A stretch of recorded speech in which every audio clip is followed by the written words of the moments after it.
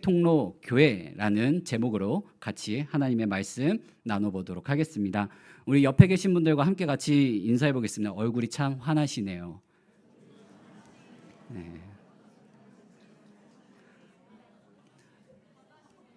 네, 다들 은혜를 참 많이 받으셔가지고 얼굴이 환하신 줄로 믿겠습니다. 오늘 일부 예배를 드리면서 담임 목사님께서 설교 중에 피곤한 자에게 능력 주신 하나님을 믿으시냐고 이렇게 딱 말씀하셨는데, 저도 모르게 여기서 아멘 소에 이렇게 방송실에서 이제 앉아 있는데 나오더라고요. 그랬더니 1부 예배 때는 이제 장성 목사님하고 함께 있었고 2부 때는 이제 청년들하고 함께 있었는데 저를 한 번씩 다 이렇게 쳐다보시더라고요. 아멘 소리를. 그리고 또 이제 설교 중에 지치셨습니까? 이 질문이 나왔을 때 네 라는 말, 저도 모르는 사이 네 라고 나오더라고요. 자연스럽게 이 대답이 나오는 제 모습을 보고 이게 왜 그럴까 하고 있는데, 이어서 바로 또 포기하고 싶으십니까? 라는 이 질문이 나왔을 때 왜 웃으십니까? 여기에 대해선 아니요 라는 대답이 나오더라고요. 말씀 가운데 받은 은혜로 나온 대답 같았습니다. 이 시간 우리도 이 말씀을 통해서 그리고 우리 교회가 세상과 사람들에게 복의 통로가 되고 세상을 비추는 빛이 되시기를 간절히 소망합니다. 오늘 본문 말씀을 보게 되면 우리를 빛으로 부르셨다고 선포하고 있습니다. 그러면 빛으로 부름받은 우리가 모인 교회는 얼마나 밝게 빛나고 세상 가운데 그 빛을 드러내야 할까요?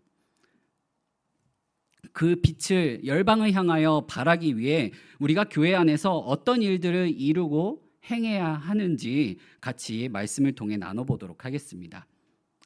지금으로부터 딱 4주 전이었죠.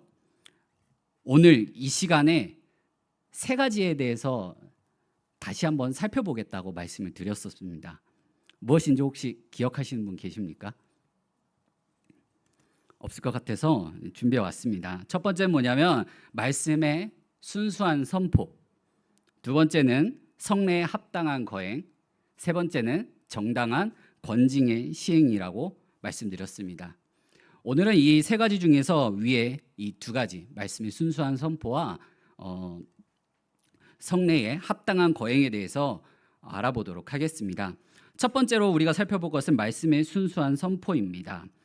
하나님께서 우리에게 자신의 마음과 뜻을 알려주시는데, 하나님께서 우리에게 드러내신 것은 바로 이 66권의 성경 말씀입니다. 성경은 우리에게 다가온 현존하시는 하나님이십니다. 이 사실을 믿으십니까? 이 말씀을 가지고 우리가 항상 묵상하고 또한 이렇게 선포되어지는 말씀을 듣습니다. 저는 이제 청년들과 매주 금요일 아침 7시마다 이 온라인으로 큐티를 나누고 있습니다. 그래서 어떤 청년들은 이제 출근길에 버스 안에서 막 숨어가지고 이제 나누시는 분들도 있고요. 집에서 나누시는 분들도 있는데, 엊그저께 나눴던 말씀 내용들 중에 이런 내용이 나왔습니다. 왜 우리는 말씀에 순종하기가 힘들고 핸드폰이나 인터넷은 한두 시간은 잘 보면서 이 말씀을 30분이나 또 5분도 딱 진득하게 앉아서 읽는 것이 왜 힘들까였습니다.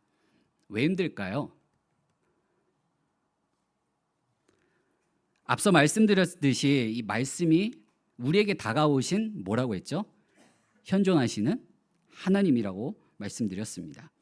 우리가 현존하시는 하나님이신 이 말씀을 우리가 볼 때 우리는 이 말씀을, 이 하나님을 인격적으로 대하고 있는지, 아니면 그저 하나님의 기쁨이 되는 삶을 살기 위해 하나님의 인정을 받기 위한 하나의 삶의 지침서, 하나의 신앙 교훈서로 여기고 있는지 우리는 돌아봐야 합니다.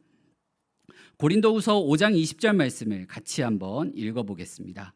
그러므로 우리가 그리스도를 대신하여 사신이 되어 하나님이 우리를 통하여 너희를 권면하시는 것 같이 그리스도를 대신하여 간청하노니 너희는 하나님과 화목하라. 아멘.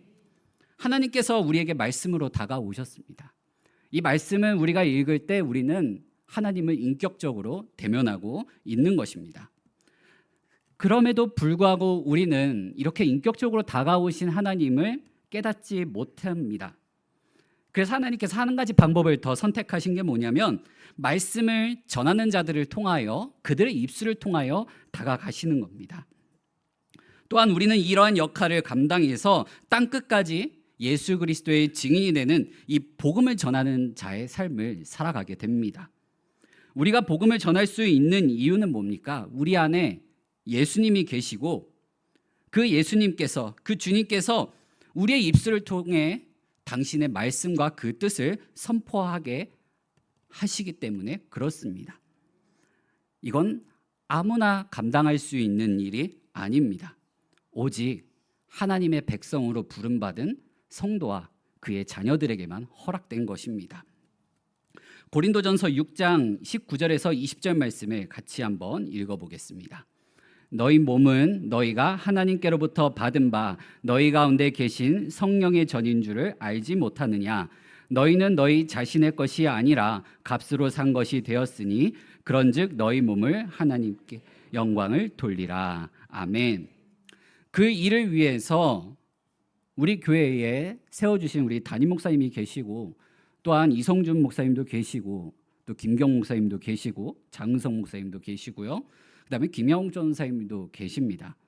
그리고 또 이 일을 위해 함께 섬기기 위해 함께 동역하기 위해 세움받은 장로님들 계시고 권사님들 계시고 집사님들이 계십니다. 저는 그런 여러분들에 비하면 제 스스로는 정말 무익한 종이라고 생각합니다. 그럼에도 주님께서 오늘도 이렇게 단위에 세워서 말씀을 선포하게 하시는 이유는 이런 저라도 이런 저와 같은 사람의 입술이라도 이 질그릇 안에 담겨있는 이 보배를 선포될 수 있도록 하기 위함입니다. 오늘도 하나님께서 제 입술을 통해 전하게 하시는 그 하나님의 그 깊은 말씀 가운데 이 하나님의 마음은 뭐냐면 날 사랑하니 나와 함께하지 않을래입니다. 성경 가운데 계속 하나님께서 우리에게 전해주시는 이 뜻은 뭐냐면 하나님과 함께함입니다. 그래서 예수님은 임마누엘이라고 말씀하는 거죠. 우리에게는 하나님의 사랑이 너무나도 필요합니다. 하나님의 자녀인 우리조차도 하나님의 사랑이 이렇게나 필요한데 세상과 그 세상을 살아가는 사람들은 오죽하겠습니까? 하나님의 자녀가 된 우리 모두는 땅끝까지 이르러서 바로 이 하나님의 사랑을 전해야 되고 증거하는 삶을 살아야만 합니다. 그래서 우리를 빛이라고 하는 겁니다.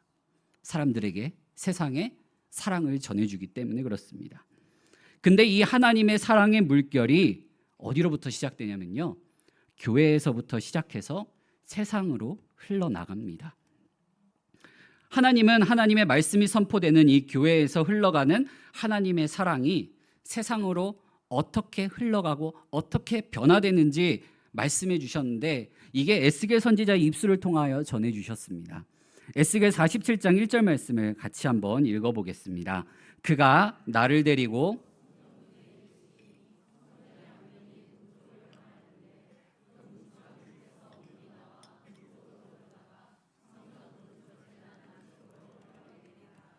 아멘. 여러분, 이 성전 문지방에서 흘러나오는 물은 어떤 물일까요? 우리가 그냥 수도꼭지 틀면 나오는 그런 콸콸콸 나오는 물일까요? 아니면 이제 정수기에서 그냥 딱 했을 때 그냥 쪼로로 나오는 물일까요? 어떤 물일 것 같습니까? 콸콸 나오는 물일까요? 아니면 쪼로로 나오는 물일까요? 둘 다 아닙니다. 이 물은요, 이 천장 위에서 저거 물방울 떨어질까 말까 할까 보이는 그런 물이에요. 이 물방울이요, 성전 문지방에서 나오는데 어떻게 똑 떨어지고 또 한참 뒤에 떨어지려나 말려나 하다가 똑 떨어지는 그 물입니다. 한 방울씩 떨어질까 말까 하는 그 물방울을 뜻하고 있습니다. 그런데 그 물이 나중에 어떻게 되냐면 이 47절 말씀을 쭉 읽어보면 그 물이 발목까지 찬다고 합니다. 근데 좀 더 가니까 그 물이 허리까지 차오른다고 합니다. 나중에 가서는 건널 수 없는 강을 이루게 되고 그 강 주위에 나무가 심이 많아져 생명이라고 없어 보이던 이 바다까지 흘러가 그 생명력을 약동시키게 만든다고 합니다. 여러분들 바로 이와 같은 소망이 있으십니까? 가슴 설레시지 않으시나요? 저는 이 말씀을 준비하면서 우리 교회가 이렇게 쓰임 받았으면 좋겠다. 우리 성도들이 바로 이러한 이 물방울과 같은 삶을 살았으면 좋겠다라는 그 뜨거운 마음이 샘솟더라고요. 이 서울시만 보더라도 우리 교회보다 더 크고 성도들이 많은 교회들이 얼마나 많이 있습니까? 그런 대형 교회들에 비하면 우리 교회가 작아 보일 수도 있습니다. 하지만 우리 교회에서 흘러나오는 이 똑똑똑 떨어지는 하나님의 사랑의 물방울로 온 세상을 덮을 줄로 믿습니다. 하나님의 사랑이 우리 교회에서 선포되는 말씀으로, 우리 성도님들의 입술로 전파되는 예수님의 이야기로 온 열방을 덮을 줄로 믿습니다. 우리가 그 일을 위하여 또 비전 트립을 준비하고 있고요. 또 그 가운데 가서 그 가운데 떨어져 있는 하나님의 이 사랑의 물방울이 어떤 역사를 이루었는지 보고자 합니다. 이 일이 바로 교회에서 선포되어지는 이 말씀을 통해서 이루어지는 것입니다. 바로 여러분들의 입술을 통해서 전해지는 하나님의 말씀을 통해서 이루어지는 일입니다. 그러면 두 번째로 우리가 살펴볼 건 무엇이냐면, 교회에서 이렇게 말씀이 선포된다면 이 성례에 합당한 거행이 이루어지게 됩니다. 말씀 없이는 이루어지지 않습니다. 이 성례는 세례와 성찬을 말하는데 우리 눈에 드러난 하나님의 은혜입니다. 말씀의 선포로 우리에게 부어진 하나님의 은혜가 이 세례와 성찬으로 더 커지고요, 더 단단해지게 됩니다.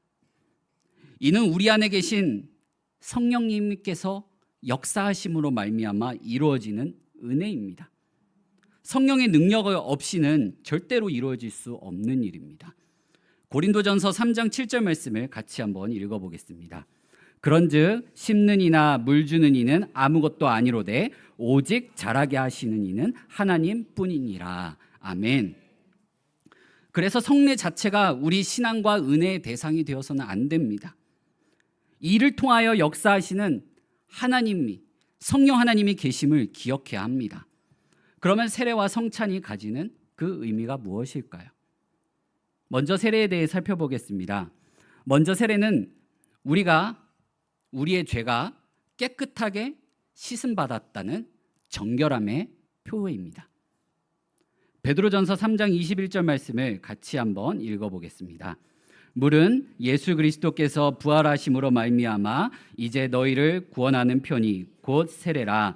이는 육체의 더러운 것을 제하여 버림이 아니요 하나님을 향한 선한 양심의 간군이라. 아멘.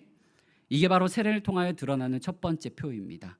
우리가 우리의 죄가 깨끗이 씻음 받았다는 정결함의 표입니다. 두 번째는 뭐냐면, 그리스도와 함께 옛사람이 죽었고 또 새 사람으로 살아났음을 선포하는 거듭남의 표입니다. 로마서 6장 6절에서 7절 말씀을 같이 한번 읽어보겠습니다.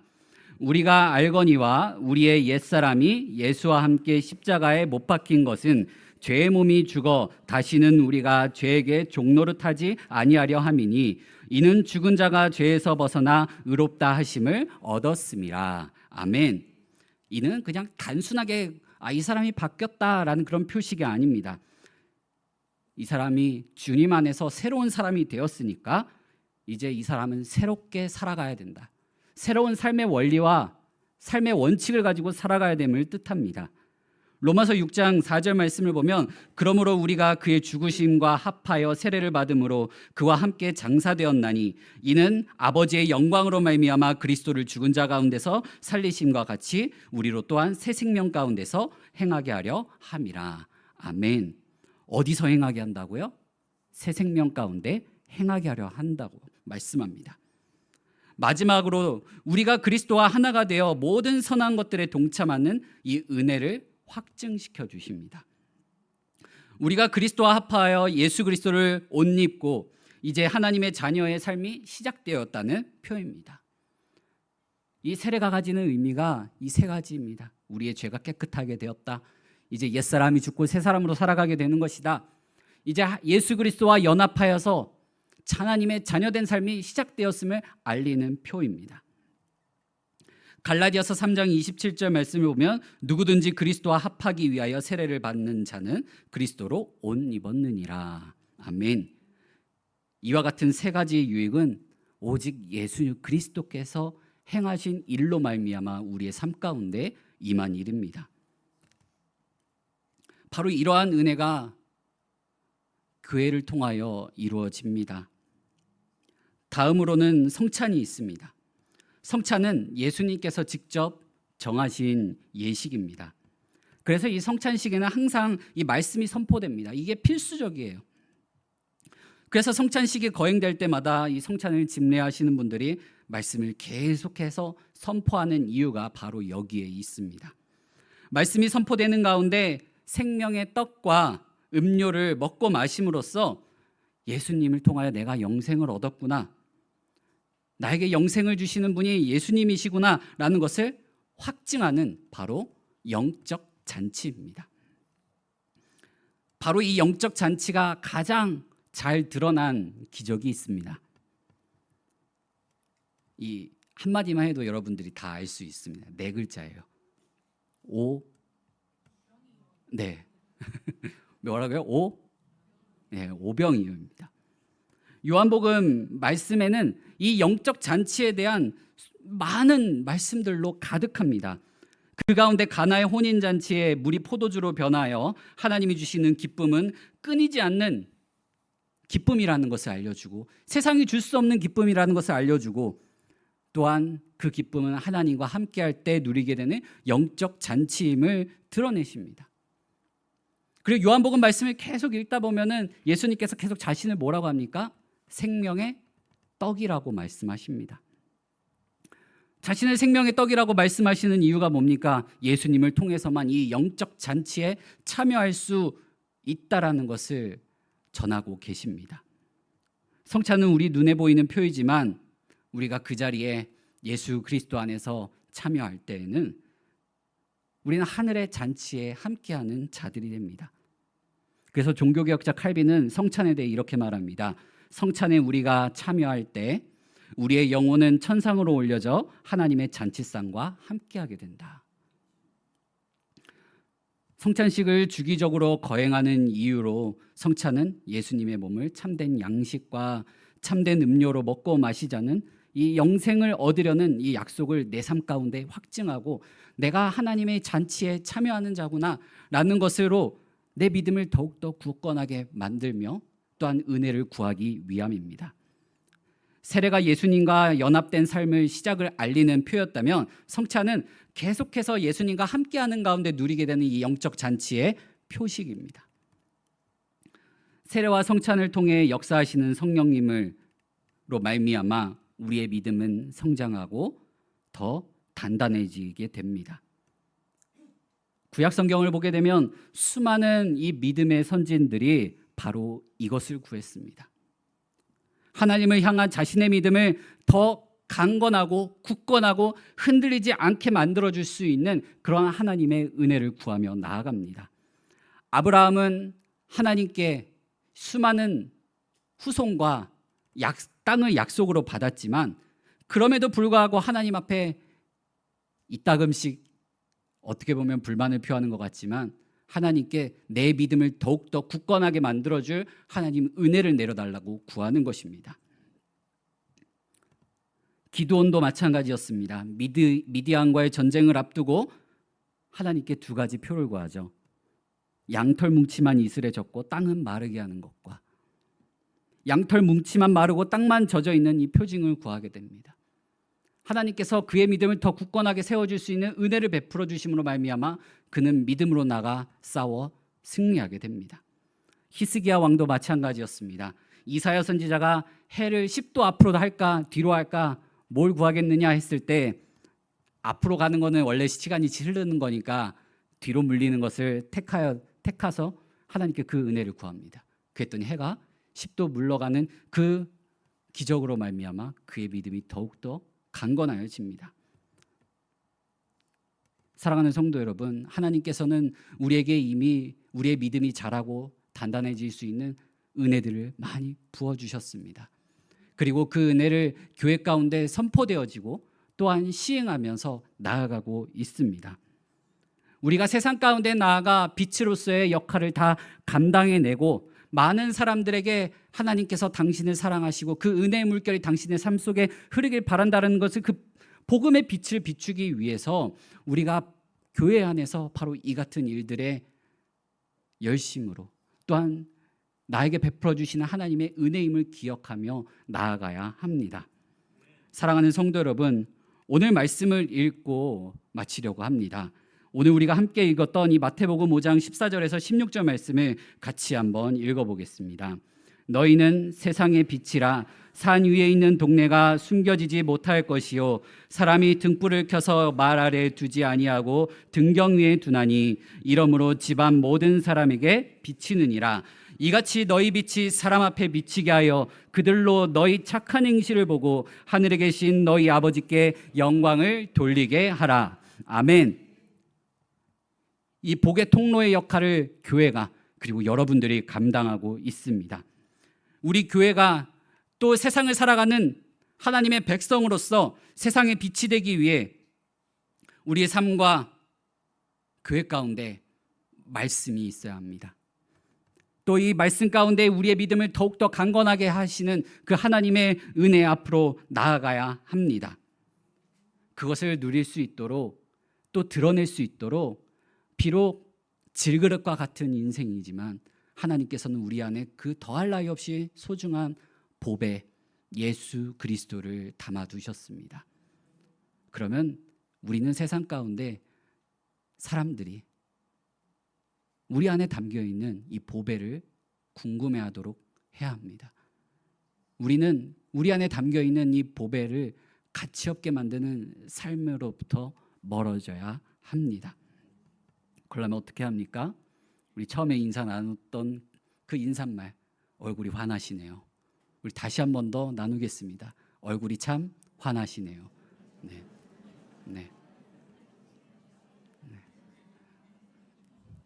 근데 여기 문 나가는 순간 얼굴이 바뀌시면 안 됩니다. 네. 나가서도, 또 내일 출근하더라도, 학교 가더라도 그 밝은 표정을, 그 얼굴의 밝은 광채를 이어가셔야 됩니다. 힘드시겠지만 오늘 예배 가운데 포기하지 말고, 또 지치고 힘드는 상황 속에서 능력 주실 그 하나님을 붙들고 바라보며 나아가시기를 간절히 소망합니다. 이 시간 함께 같이 찬양하겠습니다.